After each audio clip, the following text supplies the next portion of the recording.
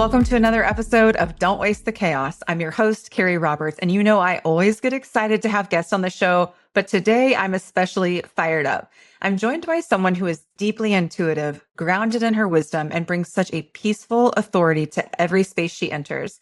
Kelly Howe is a podcast host, a leadership coach, an intuitive mentor, and an EFT tapping expert. She began her career as a registered nurse, supporting people through physical healing, but soon felt a deeper pull to help leaders and entrepreneurs do the inner work that truly transforms lives. Now she helps people bridge the gap between science and soul. She blends modern psychology, ancient healing tools, and a powerful understanding of energy and embodiment to help others lead and live from a place of true alignment. If you've ever felt torn between the hustle and your intuition, this conversation is for you. Kelly, welcome back to the pod. Oh, thank you so much. I'm super excited to be here again. It's just lovely always to chat with you, and we always go deep. So I'm excited to see where this is going to go. Yes, let's jump off the deep end. So last time we had you on the show, we talked about leveraging EFT for peak performance in business. And I'm super passionate about that, of course, considering I worked with you personally for that exact purpose weekly for a solid 6 months and was blown away by the results. So folks, if you haven't listened to that episode, we'll make sure to link that one in the show notes. But today we're going to go in a little bit of a different direction. I want to start out by talking about masculine and feminine energy. This has been something that has been a huge part of my entrepreneurial journey, thinking about showing up as the masculine in 20 years and kind of shelving my feminine energy and now trying to get to a better balance.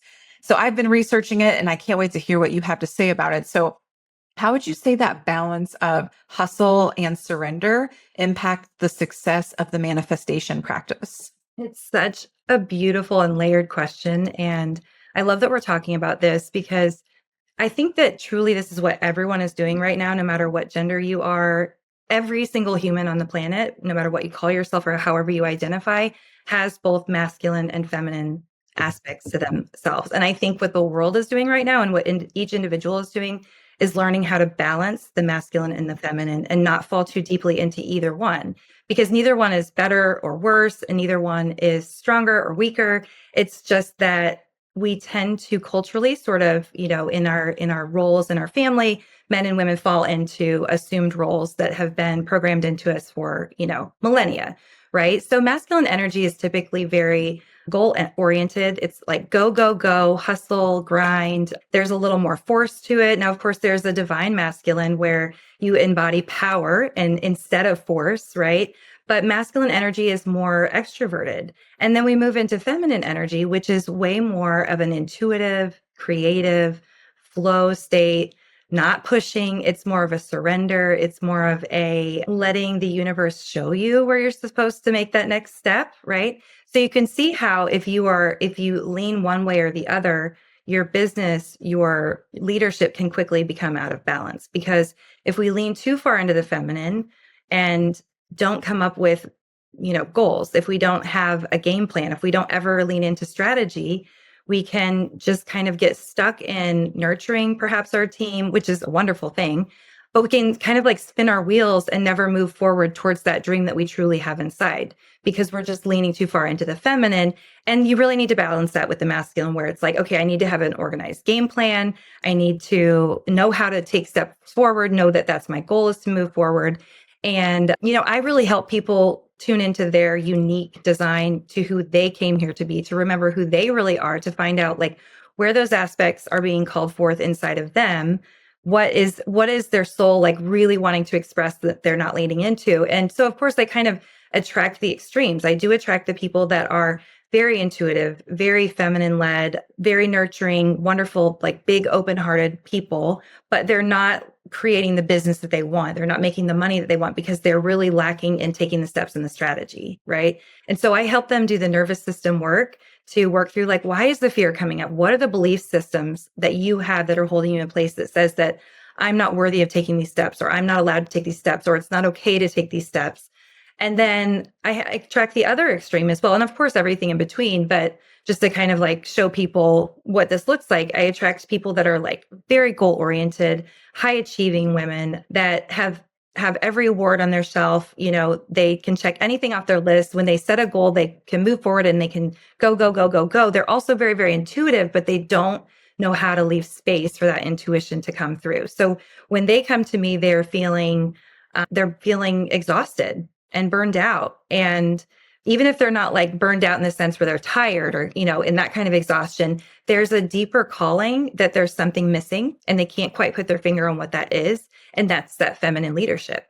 And when it all comes together, it's what I'm now calling frequency first leadership, where it's like we're leaning into your unique original frequency. Who did you come here to be? What does that masculine feminine balance look like for you? Because it is going to be different for everyone. There's no like consistent template for everybody where it's like you're going to get this 50-50 mix, right? Like some people are designed, some women are designed to be more masculine, but they are still being called to pull out this other feminine aspect and vice versa, right? So it's like I think it's just another way of we know ourselves and know and can start to be aware of where we spot where we are missing. And I'll be the first one to admit that I am extremely intuitive. I definitely can lean into being like a very, very strong feminine leader and sometimes get off track with the strategy. So I have to like hire my own coaches and have my own awareness and strategy to recognize where in my, even in my zone of genius, I can be lacking in that area a little bit. So if you could have that awareness of who you are, you don't come at it with shame or feeling like there's something wrong with me or there's a flaw. It's just like, yeah, I just need to strengthen this. Sometimes I need to get myself a little more organized and I need to have like a very strategic game plan and I need to work through it, So it's a really beautiful way of finding our own unique balance, and our truest and highest power comes when we can embody both of them and have this like really fluid mix and be able to be both a strong, powerful leader and be very organized and lead into strategy and leave space for intuition and flow and allowing our body to guide us and our spirit guides to guide us and our soul to guide us and God to guide us, right? Because if we just go, go, go, go, go all the time, we can really miss that and it can fall on deaf ears. When you were describing like option number 2, I was just like, oh, Kelly's using me as a specific example here. But I know that's like what you draw in a lot of times. I was describing an archetype. Well, I embody that big time, but I feel very grateful to say that through some very intentional work that we've done, I do feel like I'm able to sit inside of myself a little bit more and feel my feelings, feel it in my body, listen to my gut, process in a completely different way. So I love that. And frequency first leadership is freaking beautiful. What an amazing way to describe that. That when you said that, I wrote it down because I was just like, oh yeah. Yes, that's it, right? Awesome. That's what I've been doing with people. And now I finally have a way to say, listen, I know that you are an incredible entrepreneur. You're an incredible leader. You have already done so much. You already know how to lead people with an open heart, but we're just fine tuning that inner frequency so that the leadership comes through when we're not like having to think about it. We're not having to rationally go, how do I fix this relationship? How do I heal this relationship with this person in my office, right? How do I manage this dynamic? We're not thinking about it with our head. We're actually shifting how we feel about it inside. And when our energy shifts on the inside, the dynamic starts to shift. So it's the leaders that know that they have this thing that when they walk into a room, they have the ability to shift the energy and to either catalyze their team to be extremely productive and work together and be synergistic, or sometimes we're not in the best energy and we come in and our energy is still affecting the room. So frequency first leadership is knowing that dynamic, not questioning it, and taking responsibility for our energy and, doing things like tapping and yoga and breath work and meditation, just sitting in silence and giving ourselves space, because too many leaders out there are already incredible leaders, but they just don't know how to carve out time and that space and that stillness and just a little bit of quieting the noise is going to change everything for them. So, that's where I help people lean back into like what's going on the inside so that we can shift that dynamic. And then it's, Wayne Dyer used to say, when you change the way you look at things, the things you look at change. And so it's like, when you change yourself, you can't help but change the way you look at things. And then your outer world starts to be reflected differently. Yeah. And I feel like at the beginning, I was like, I'm just going to pay you to help me think, like, so we can have some time to think. But for somebody who's as driven as I am and financially focused, if you would have said, this is going to help you in your personal life, I would have been like, yeah, I care just about my business, actually. So if we could focus there. So one of the best things that I got from it was, yes, it's helping me make pivots in my business that were unclear to me, and it's setting direction, but it's really, really impacted me personally Mm. from a personal life perspective. But I would not, unfortunately, I hate to admit that. I think now I'm a different person, but at the beginning, I wouldn't have made the investment to work on my personal life in that way. I just No, you're wasn't not thinking it. alone. You're not alone. So I'm so glad that you know, shared that. You were vulnerable enough to share that, that's where you were, because so many people come to me like that. And that's actually where I start the conversation a lot of times. And I say, listen, because we have this idea that we can just work on our business, or that we can just work on our relationship, or even just, I just want to work on myself, right? We have this idea that these things aren't connected, but they're all connected. And so if we want to be better leaders, if we want to start to work through the self-doubt, if we want to work through the resistance that comes up, if we want to work through, the muddied feeling that we get when we try to make a big decision, or the self-sabotage, I always tell people, I'm like, I know that you want to work on your business, but let's scan the rest of your life, because wherever you are being called by your higher self, by God, whatever you want to call, that higher consciousness, wherever you're being led from that higher place, it's going to show up everywhere in your life, because the entire world is a mirror. It's not just your business. We want it to be. It's like, I want to compartmentalize this over here, but it just doesn't work like that. So we can, if I used to do that with people, I used to say, yeah, let's just work on what's not working in your business. But I realized the real opportunity was, what's going on in my relationship with my children that feels a little bit off right now? Where do I feel guilty? Where do I feel like I'm not speaking my truth? I'm great at work, right? I'm this really strong leader. I never have any problem doing that. But like, for some reason with my mom, I'm really struggling with that, and that's a personal example for myself too. When I scanned my life, it was like, oh, I have this, like, I'm really strong in my voice over here now. I've worked through all these things, but I still don't quite feel like I can speak my truth to this person and this person over here, right?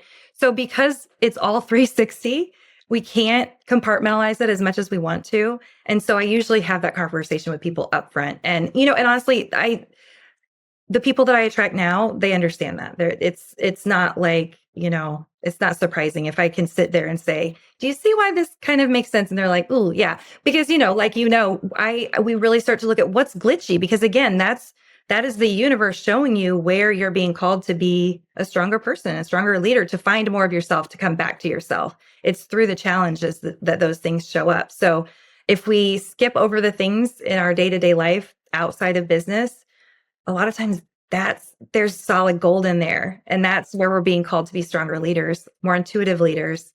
It's just not showing up in our business. And it, of course, affects everything all at the same time. Yeah. You said a couple of things in the last 5 minutes, like spirit guides, universe, higher power, some of those things. And that to me is a big deal. As someone coming from a Christian faith and a strong belief in Jesus, I think there are, and we talked a little bit about this when I was on your podcast, but I want to go a little bit deeper, because we really started to kind of get into it. And I want to hear your side of it, because I think a lot of people shy away from the work that you do because it maybe feels in conflict with their beliefs on spirituality. So for individuals raised in rigid religious systems, how can tapping or the work that you're doing help to deprogram maybe some fear-based beliefs? And I even pause when I even ask you this, because I think some people are going to be like, I don't have any fear-based beliefs. Yeah. There's some work there to be done. Okay. But for people who do feel comfortable to say like, okay, I see there's some things in my beliefs around worthiness or money or power. How do you help rewire some of that potential religious conditioning without making a person feel like, oh my gosh, I'm sinning for even asking the question? Yeah. Yeah. That's such a great question. There's so many different aspects to this. And I would say one of the biggest things, one of the most important things for anyone that's looking to work with somebody, is that they feel called to it and they feel a resonance. And so I'm not going to resonate with everybody. And maybe that's because of the words that I use or the way I describe spirituality, but tapping might work for them with somebody else. So what I would say is, if those words don't land for you, if it does bring up any fear, that's okay, because there's so many people that are aligned with your faith, aligned with your decisions, that you've made through your life, where you're going to step into a relationship to do tapping or do something like that, and it's going to feel right for you. So I just want to say, if I'm not their person, your person, like that's okay. But what I would say is that if you feel, if you're like, yeah, I do have some beliefs that no longer line up with who I am anymore. And here's what this looks like is, I have people that come in, maybe they were raised Catholic, and they start digging into their belief systems, and they're like, I do think I'm worthy of financial abundance. I do think I'm worthy of happiness. Or, maybe they collected beliefs that said things like, I'm not allowed to experience pleasure, right? Whether that's through money or physical pleasure. There's so many different ways you can go with that. But the thing is, there's something that will light up in you, because it's like, you'll know, like, I no longer really believe that, but I'm still experiencing it in my life. And so what I see happen over and over again is that people grow, their beliefs change. Maybe they started a certain church and they went to a different one that just feels more aligned. They're both Christian. And I don't know, have you experienced that where you've been at different churches? And yeah, it's like something just resonates differently. And that's okay. I think I don't even remember the number I looked up one time, but there's thousands of denominations of Christianity. There's thousands, like there's so many. So give yourself permission to find the place that feels really safe and held and good for you. But what people recognize is that they grow up with these beliefs. It becomes part of their infrastructure, not just in their mind, but in their nervous system as well. Okay. So the way that we're programmed, every human, not just through these religious pathways, but our nervous system expresses that belief. So when you get older and maybe you say, I want to let go of some of this guilt. Like, I'm worthy of abundance. I'm worthy of experiencing joy and pleasure around money. And I don't want to feel guilty anymore. But every time you go and try to actually take steps to enjoy that, your nervous system is going to show you where that belief is still locked inside. Okay. So for somebody that's like, maybe I don't have those beliefs, just tune into your body, tune into how your physical body responds around money. Tune into how you respond when you hear people talk about money. Like, if somebody were to say, I love money, how does that make you feel? Right? Like, I can say that now and I have zero guilt, and I've undone so many layers of programming around that.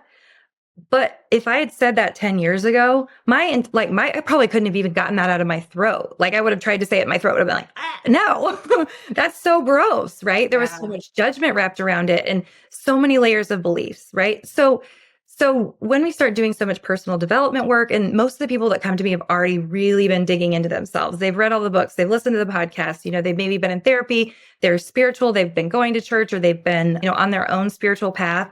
But they come to me pretty aware of their patterns. And they're like, I can see that I want to create and manifest this different experience with money, but my body isn't letting me. And that is where the nervous system programming lies. And that's why tapping can be such a powerful tool, because it starts to calm the body enough to recognize where the programming is. And then you have the ability to shift it, right? And so when you've shifted a belief and using something like tapping, you will be able to speak about that belief and your body feels safe. And then you can actually go and take steps in your business. So the easiest example is, you're a service provider and you need to raise your rates. But every time you think about it, you have a panic attack, or, a lot of times it's more subtle than that. And sometimes it's not. Sometimes it's so extreme, but there's a sabotage pattern that happens, right? Like, every time you're like, gosh, I need to raise my rates, guilt instantly hits, your body gets tense, you feel like you're going to throw up, and I can speak to this from personal experience. I've worked with hundreds of clients on this same thing. It seems really simple in our mind, right? It's like, I need to raise my rates, I'm going to do that.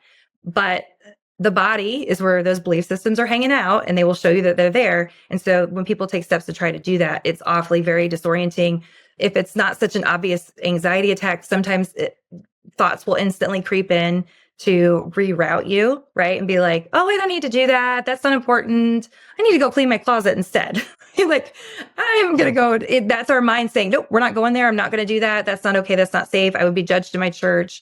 My friends will judge me. My parents will judge me. Who am I to have that much abundance? Who am I to enjoy my life that much when other people suffer? That kind of thing. So yeah, there's a lot to unwind with that. But what I would say is, the people that are meant to work with me specifically, they'll feel it. It's like, they don't even have to really think about it. It'll just, like, something inside of them will feel drawn towards that. And if it isn't me, I would say, don't throw the tapping out necessarily with that, because, I have a really good friend and mentor that wrote a book called EFT for Christians, and she has a whole book on Facebook for it's all Christians doing EFT, the practitioners. So, there's somebody out Yeah. there for you. And even if you're a devout Christian or any other religion, a lot of times we have things where it's like just doesn't align anymore. We just grow and shift, and that's what we're meant to do. Yeah. When you mentioned the different denominations, that's been a big part of like my process over the last couple of years has been, I grew up Southern Baptist, and I think there's a need for that denomination. So it's not a good fit for me. And that was like the first step, is being like, I'm not mad at it. I'm not mad at the way I grew up. Because of me growing up that way, it's really bled into me being a female leader. Well, if my spiritual life and my professional life and my personal life are all truly integrated, then if my church doesn't view women as leaders, but I have been given by, I'm sure, God, Mhm. these natural giftings and abilities, they're so obvious that anybody walking into a room can see it on me, Yes. then how does that work? And for a long time, I was just like, well, it's different, period, point blank, because that's what I learned. And the longer that I've like stepped into that, the more I've realized like, okay, I moved towards the Presbyterian church. It wasn't for that reason. That's like, I learned that about the Presbyterian church. And then I learned that there's two different lanes or multiple lanes in the Presbyterian church. And one will ordain a woman or a gay individual. And so, I've just slowly been like, okay, you don't have to leave your faith. I know some people do, and that's their decision. For me, Yeah.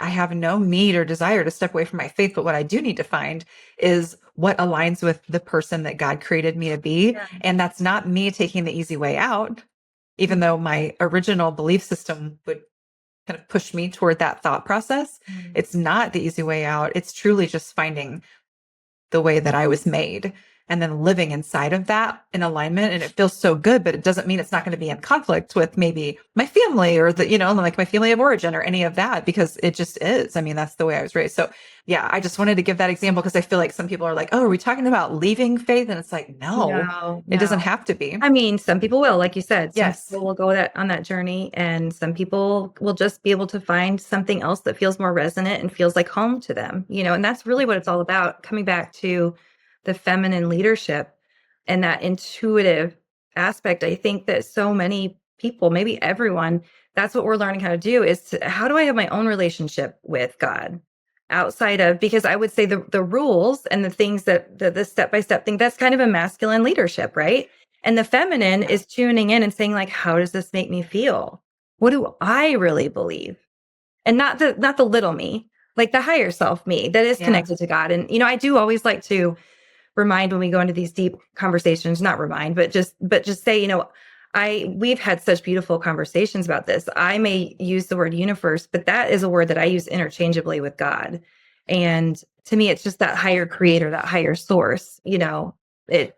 And when I say things like spirit guides, I believe we have spirit guides. Not everybody does, but we can have different feelings on that. We can have different opinions on it. And I think that that's Yeah. perfectly fine.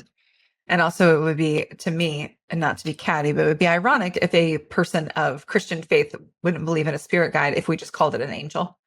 Yeah. Yeah. Like maybe Well, it's just literally semantics. I know it is semantics, and it's very interesting because I even have worked with Christians that aren't comfortable with angels.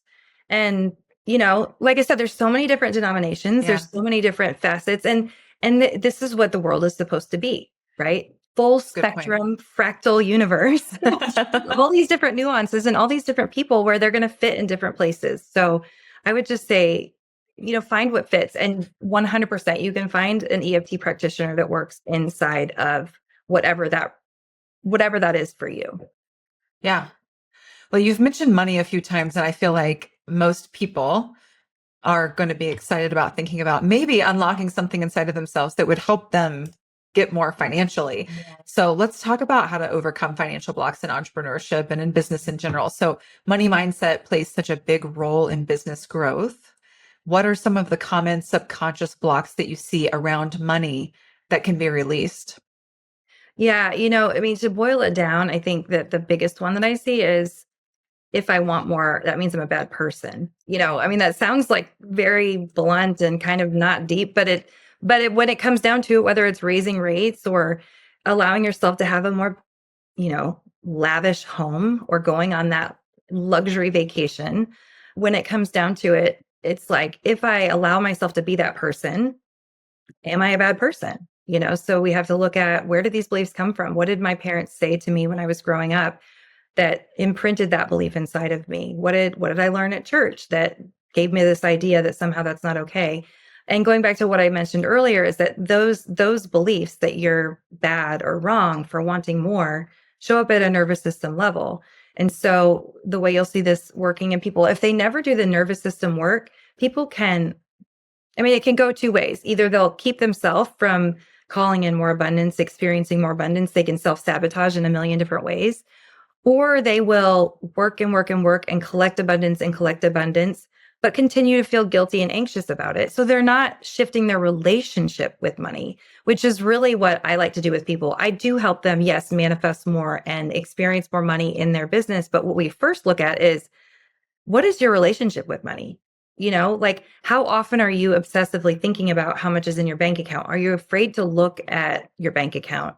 Are you judging yourself when you go shopping and buy yourself that outfit? When you know what I mean? Like, or do you judge yourself when you think about going on a retreat? Have you let yourself go on a retreat? You've been thinking about it for 5 years. Have you let yourself actually go on that retreat?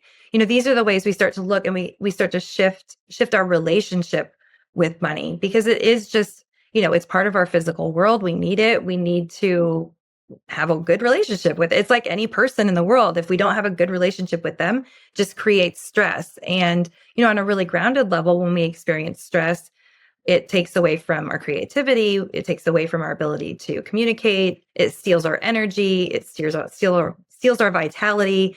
It steals our presence, So money is something that is always there. So if it's creating that stress and it's zapping our vitality, then on a really grounded level, can we say, like, isn't it worth it just to look at money in the sense that I want to figure out why my nervous system is having such strong reactions to this and creating so much stress, whether it's shutting down, going into fight or flight, feeling anxious, creating all kinds of inner resistance. So we just start to look at, like, what do I experience? Because what I really want to experience is peace and freedom in all of my life, knowing that obviously we live on earth and things happen, but but when it comes to money, it's no different. Like, how can I experience more peace and freedom in my body so that I'm actually healthier around money? So then we look at all the nuanced places that shows up for people.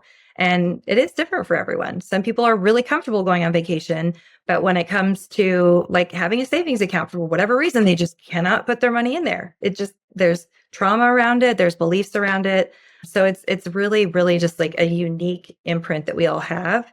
And at the same time, it draws up very ancient programming that's been passed on through our lineage over and over again as well, right? That it's not, like, going back to it, it's not safe to desire more. It's not safe to experience this kind of pleasure and luxury. And, one of the things I experienced, and I learned this pretty early on working as a coach, I had a mentor that brought this to my attention, because I was calling on a lot of Christians that were like, I want to raise my rates, but I feel bad, right? Like, I feel like it's a sin. I feel like I should be giving that to someone else. There's, who am I to want more? It's we have so much trauma from money, from thousands of years of struggle, right? And so even if you live a really abundant life, if you were blessed to have a family where you had enough, more than enough, you can still have that trauma inside of your DNA. It can still show up as reactions and stress and all kinds of just belief systems that weren't yours to start with. And that's just such an important point to make, that when you do nervous system work, you get into reprogramming things that probably didn't even come from you. Came from your parents. They came from their parents, things that have just been passed down, whether, again, it's like through something that was said over and over again, or whether it was they were raised in the Great Depression and they did lose everything. Yeah. And then there is truly a traumatic imprint that gets left on our DNA. And we're learning more and more about that every day. And those things get passed forward. And so then, several generations later, people still have anxiety and stress around money. And it's a nervous system response that didn't come from this place. So we fortunately have tools now. And I think a responsibility to deprogram and work through that for the future generations, because the way we shift our DNA and our DNA expression does affect our children and who comes after us. Yeah, it's making me think about recently, I was having a conversation with one of my best friends, and I was like, if I break relationship with these people, then, and I'm building a pool in a pool house right now, then I feel guilty that I won't be sharing that with them. And she was like, okay, say it again. And I was like, well, because I host these people regularly, and if I change my relationship with them, then I'm building this pool in this pool house, like for what? And she was like, for you, with your money, for you to enjoy, like it's okay for you to want it just for yourself. Most people build their homes for themselves. And I was like, oh my gosh, thank you for saying that out loud to me. Yeah. Because in my head, I was like, it feels so rational. You're doing the wrong thing, Kerri. Right. You know what I mean? Like it was just such an interesting, we need that mirror in our life, but sometimes it's like, geez, Louise, did I just say that? And I really meant it. Like 5 seconds ago, I really meant that until you made me say it out loud twice. Exactly. And someone listening to this or someone that you encounter out in the world may not agree with that, but it's okay for them to have their belief system and for you to have your belief system. Mm-hmm. And one of the things that I was going to say before I got distracted was that I was working around a lot of guilt around raising my own rates in my business. And I was attracting people, of course, going through the same thing. And when a mentor said to me, well, who can give away more money? Who can help more people financially? A rich person or a poor person? And that seems so simple, but it's true, So if we give ourselves permission to receive, then we actually can be more of a channel for that flow out as well. And I know you, I'm sure that you give that money away in a lot of ways, and most people do. The people that are concerned with it usually do. They're not hoarding money, right? Right. Yes. So again, coming back to the masculine and feminine, it's just another place to find that balance of how can I create enough flow where I receive and give and also get to experience pleasure around this? And, I like to come back to that statement for the Christians listening. And I think for anyone, I've explained to you, like I have such a strong relationship with Jesus. And so I check in with that, like what would Jesus do thing, right? Would Jesus judge you? Absolutely not. Yeah, unless you weren't being generous at all and you were using it to punish others or something. But would Jesus even judge that person? I don't think so. No, you're right. I mean, when I tune into it, I'm like, he truly was like an ascended master. Like there wasn't judgment. That's what he came here to be. He came here to model that. Like, I'm going to show you how to do this. So for me, tuning back into that, and I get judged for a lot of different things that people think are not safe. I've told you I read tarot cards and do things like that. And I get a lot of judgment from people around that. And I just have to tune in with myself. And I think, what would Jesus do? Well, he wouldn't judge me. He would love us. So then who else are you really worried about? Yeah. At the end of the day, it's true. It's just a really good, quick way for me to check back in with myself and be like, well, if Jesus and I are good, I think we're good. You know what I mean? It sounds so funny, but it's so true. That's reminding me. I just somebody gave me a spirit animal deck recently. Yeah. No. And I communicate with other ascended masters as well, So, but for me, it's a quick check-in, and hopefully that can help you as well. Like, I don't believe that he would judge you for that. I think you have a big open heart, and he would be really proud of you. Is really proud of you. Yes.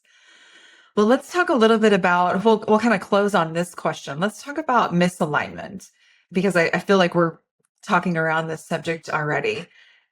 I want to talk about how to recognize misalignment and getting back on track. So how can an individual or professional tell when they're out of alignment and who they are or what they're meant to do?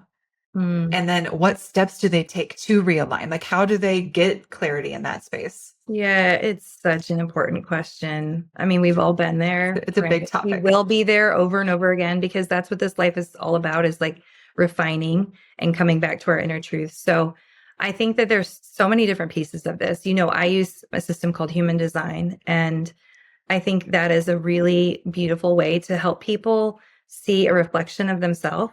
It's really a map of breadcrumbs leading us back to who we were designed to be and who we came here to be. And even if people come into those sessions with me skeptical, there's a remembrance that happens, and they see aspects of themselves that they've forgotten about, and they start to remember, oh, I do have that gift. And wow, maybe I really am meant to experience more of that and shine more of that in the world. Or, ooh, I really do have that shadow. And maybe it really is my work to learn how to balance that and manage it so that I can then help other people do the same thing in this life. So I would say using a system like human design is really, really powerful for somebody who feels like they might be out of alignment. So it could be anything from just feeling stressed a lot. It's normal to experience stress, but when you're doing things that normally balance you and you're not getting balanced, there's probably something a little out of alignment or maybe a lot out of alignment. And so you're being asked to see a deeper reflection of yourself. You're being asked to go deeper to see, like, what is it that my soul is calling me to do? Because my mind and my ego really wants to keep going on this path. But my soul is much bigger, much wiser, much more powerful than my ego self. And that is what's shutting me down. And we talked before we even got on this podcast. I've gone through many layers of this myself in the last few years of, my ego really wants, I set up my business in a very certain way. I'm very successful at it. I'm very good at what I do. I think I'm masterful, in fact, at what I do. But I'm very much being led to bring in other aspects of my energetic gifts, my intuitive gifts into my work. And if I'm honest, my ego has been like kind of kicking and screaming off and on over the last couple of years. And then I kind of surrender into it and I allow myself to expand. But that is one of the signs where you can tell you're being asked to be led in a different direction, is like, I'm doing all the things, right? Like I'm slowing down. I'm trying to take care of my stress. I'm eating healthy, but something still feels off. So working with somebody in a system like human design can help give that a little bit of direction. And human design, there's 5 different types of energy, patterns in that. So it really teaches you how to best manage your specific energy type. And they also have something called a not self theme. So each of these types will have a certain emotional expression that you start to notice when you're off track. So for example, I'm a generator, and we won't go through all the types, but I'm a generator. And when we are out of alignment, we will experience a lot of frustration. And so when we start to notice a lot of frustration coming up, that's a sign to do some nervous system work and get curious about, like, where is this frustration coming from? And at the bottom of that nervous system work, when your body starts to feel calm again, that's when you get reconnected and you get clarity on, oh, I need to make a little bit of a different, I need to pivot a little bit. I need to do things a little bit differently. I need to rework how I'm seeing clients. I need to rework how I'm structuring my day. I need to build in more exercise. You start to get clarity on that. Whereas when we're just going, and we're letting that frustration kind of like simmer low and slow, or maybe bigger, we can't access that higher guidance. We can't get there because it's in the way. But so rather than looking at it like it's a flaw or there's something wrong with me, if you're experiencing a lot of stress or if you're just feeling like something's missing, those challenges that are showing up, those emotional glitches, the things that are kind of getting to you, are actually the pathway. Like, that's the path. They're not getting in the way. It's showing you where you can do some healing work to get back into deeper alignment.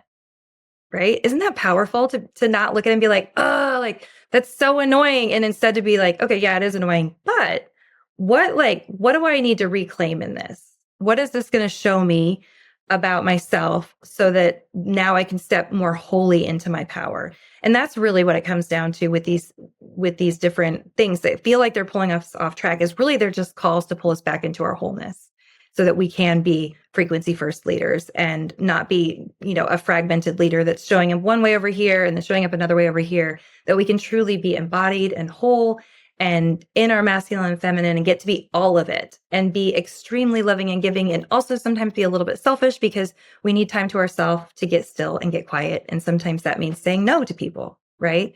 So it's like the full spectrum human experience, and it will show you like where you need to reclaim. It will come through the glitches that are showing up. So going back to something like human design, and then of course, finding somebody that feels super safe, that can hold you and be your mirror so that they can listen and you can talk things through, just like your friend did so beautifully to say, will you say that again? And and then you heard it, right? And so in human design, there actually are different types that are designed to just talk things out and hear their own voice. And so the more that you can let them do that, more that you can let yourself do that, if you know that about yourself, you're going to start hearing things in yourself that maybe if you're just doing it in your head, you're not going to hear.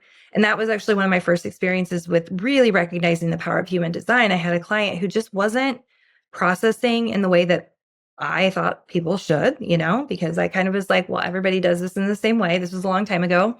And I started taking human design more seriously when I looked at her chart and realized that she was designed very different than any of the other people I'd worked with before.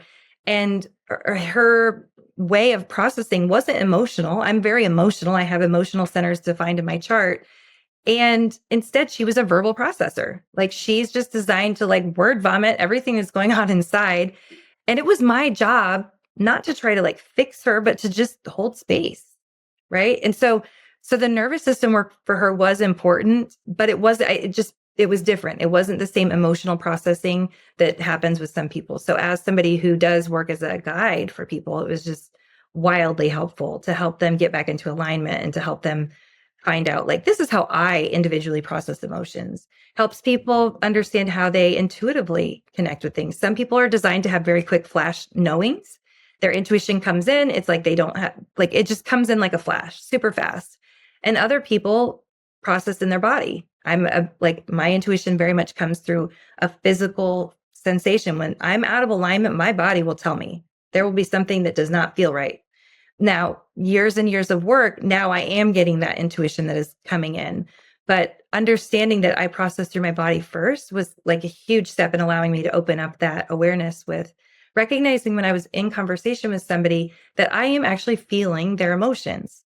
Because our energy doesn't just stay in our body. We can measure our heart field 8 and 9 feet outside of our body. And scientists even say that it goes farther than that. They don't even know, but we just don't have the instruments to measure the subtle energy beyond. So we don't really know. I mean, does it ever stop? I don't know, but we're all overlapping each other is my point, and our cells are responding to that. So we can help understand our intuition and how we make decisions, and all of that coming back to ourself helps us recognize where we're out of alignment. So I would say emotional, where we feel emotionally activated, that's a signpost.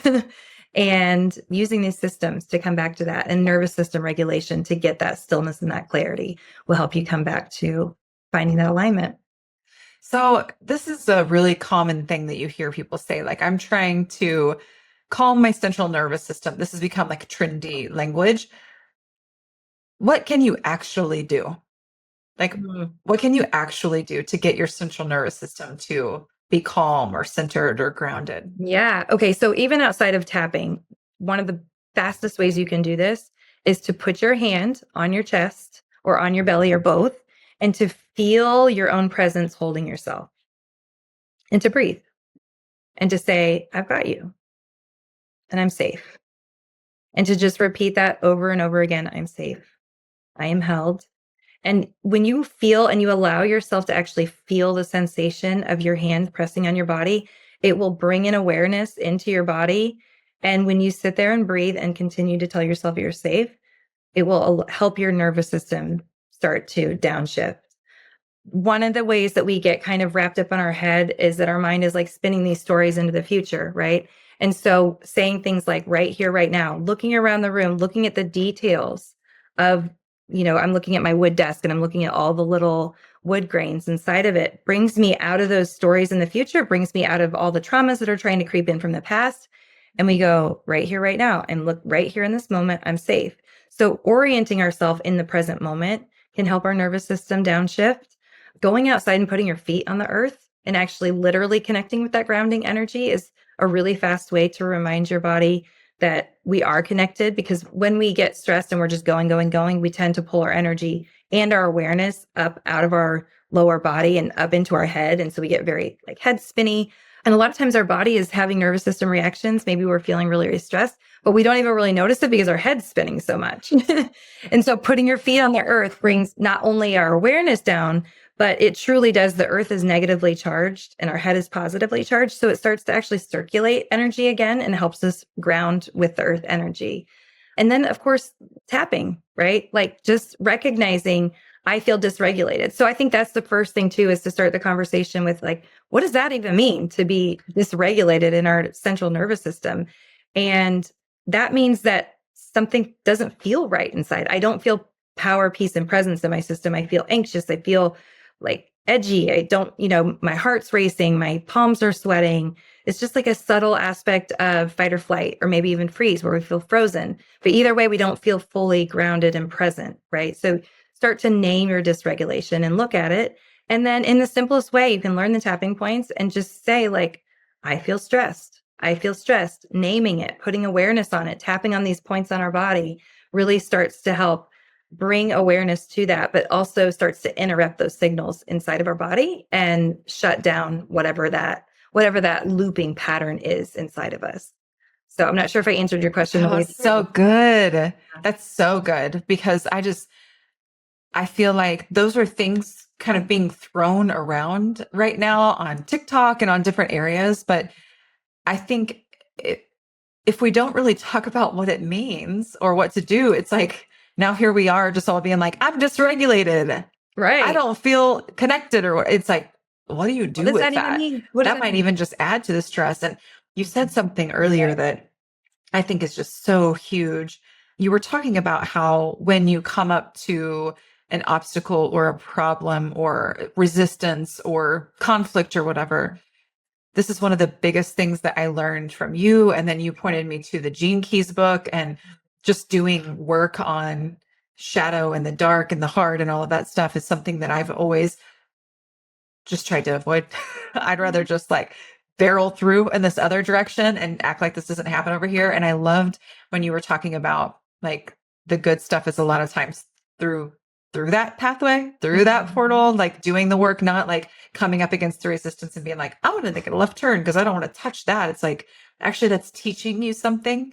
That is such beautiful knowledge to share, because when something gets hard, we do want to run in the other direction, but we're probably missing an amazing opportunity of not just working through it because we gain confidence, and that's freaking beautiful in and of itself, but also like what is on the other side, maybe a different version of ourselves, maybe a different version of someone else that we connect with. Like, I love that you brought that up, and I wanted to make sure we reiterated it, because and it brings it is not avoiding the hard thing. Yeah, it brings it back to the dysregulation and like, what is that? Okay. So if we can look at our dysregulation, it will a lot of times lead us to those shadow patterns, and it's all tied together. And so if we are used to, and then there's reasons why we do this, right? Like as animals, as mammals, we have this primal thing inside of us that wants to run away from pain. It's just like that part of us wants to survive at all costs. It's like, oh, this is painful over here. So that's emotionally, physically, we're designed to just be like, I want to get away from it because I want to survive, right?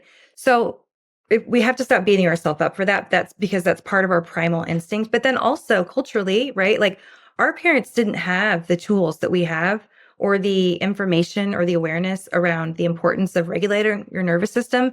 Literally the only tools that they had were suck it up, like get it together. That we can't do that right now. My mom was raised on a farm. It's generations of farmers, and like the farm is beautiful, but there's also kind of like a roughness to it. And there wasn't a lot of space for emotion. There wasn't a lot of space for like talking about things that were hard. And to be honest, if you think about it, I think it probably would have been helpful to be able to be heard and be able to, have those conversations. But at the same time, they didn't have tools to actually like do something with the dysregulation. So if you got upset, it was like they didn't have the tapping or breath work or tools to help actually move that energy out of your system and reprogramming it, And so we have the generations before that didn't really have other tools. Then we have some, religious influence on that level too, as far as like what of these shadow aspects are considered sinful, going back to things like enjoying money, and what we find is that we try really hard to avoid these things. But again, going back to like, what would Jesus do? Does Jesus judge any of that? No. So can I have an open heart and accept that human part of me too? Like even the human part of me that wants to run away because it's my primal nature. And, like one shadow that so many people can relate to is like the shadow of perfectionism, or maybe the shadow of control. And it's like, it's really, really, really enticing to lean away from that and be like, no, this serves me in so many ways, right? And it does. A lot of times it does. But can I look at this and investigate it And instead of like hating myself for it or loving how much it is so much that I'm not willing to look at this other side of it, really embracing these shadows, like things like selfishness and things like that, and going, can I just like love and hold this like a human aspect of myself? And then when we do that, we stop judging it inside of ourselves. We stop judging it inside of other people. Our nervous system stops reacting to it in other people because we've accepted it in ourselves. So there's no longer this belief that something about this isn't unsafe. And so it's like it calls us back home to the wholeness again of who we are designed to be, and not trying to escape it or run away from it. But it's just like, I'm just going to open my heart and love on this side of me. And people are afraid because they think that if I let in a little bit of selfishness, I'm going to become that extreme narcissistic, selfish person, or if I let myself be okay with my perfectionism, then I'm just going to go off the rails and everything's going to need to be perfect. No, that's not actually how it works. When we can love and accept it, we can have the aspect of it that we need, but it doesn't overtake us. It's when we run away from it that it comes back and smacks us in the face every 5 seconds. If that makes sense. Yeah, it does make sense. And what I'm hearing you say is like just some grace.